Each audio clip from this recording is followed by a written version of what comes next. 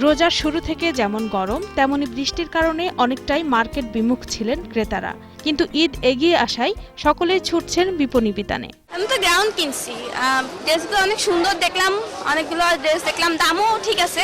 সাহারার dress, হ্যাঁ, তবে এটা এবার খুব চলতেছে।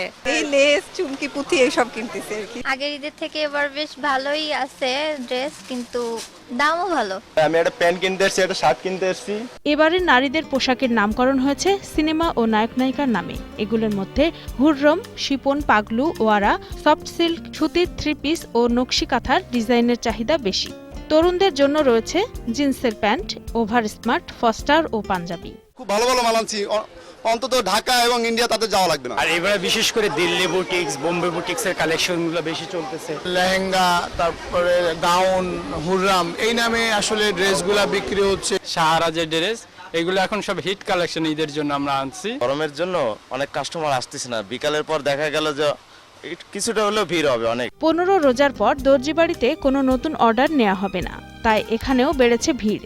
কাজ কাম ভালো হয়েছে আলহামদুলিল্লাহ। রমজান মাস যে কাজ কাম আছে করতেছি, খুব ভালোভাবে করতেছি। এছাড়া পোশাকের পাশাপাশি নগরীর কসমেটিক্স ও জুতা স্যান্ডেলের দোকানেও ভিড় করছেন ক্রেতারা।